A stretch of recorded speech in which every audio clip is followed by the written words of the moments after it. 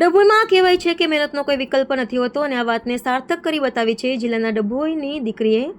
હાલમાં જ જાહેર થયેલા CBSE ધોરણ 12ના પરિણામોમાં મૂળ વડેલી ગામના વતની અને હાલ ડભોઈ ખાતે રહેતા રાઠોડ પરિવારની પુત્રી યાત્રીએ શાનદાર દેખાવ કરીને સમગ્ર વિસ્તારનું નામ રોશન કર્યું છે.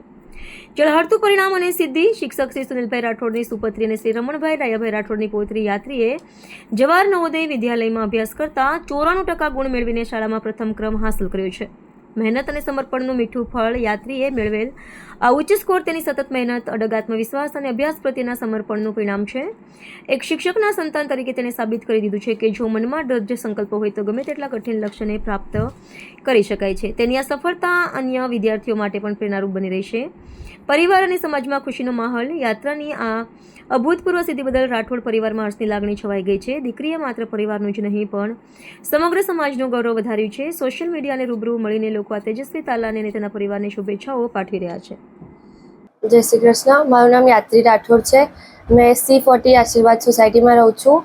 મેં જવાહર નવોદય વિદ્યાલય સાધી વડોદરામાં ભણી ચૂકી છું. મારા 12મા ધોરણ CBSEમાં 93.8% આવ્યા છે. એનું મેં ખૂબ ખૂબ આભારી છું કે મારા માતા પિતા, દાદા દાદી, મારા શિક્ષકો અને મારા ફ્રેન્ડ્સ લોકોએ મને થ્રુઆઉટ લાઈફ બહુ જ સહયોગ આપ્યો છે. એમની વગર કદાચ આટલા બધા ના આવતા. જે બી લોકો મારા માર્ક્સથી ખુશ છે એ લોકો માટે ખૂબ ખૂબ થેન્ક યુ. જય શ્રી કૃષ્ણ. સૌથી વધારે તો મેં મારા પપ્પાને કહીશ. એમને મારા માટે બહુ જ બધું કર્યું છે. એ તો અહીંયા નહીં રહેતા, મેં મારા દાદા દાદી જોડે અહીંયા રહું છું. તો દાદા દાદી વગર બી આ બધું પોસિબલ નહોતું. મેં હોસ્ટેલમાં રહેતી હતી પણ કદી એવું મને ફીલ નહીં થયું. દર રવિવારે મને મળવા આવતા હતા. મારા ફેમિલી વગર મેં કશું બી નહીં. આજની પેઢીને તમે શું કહેવા માંગશો?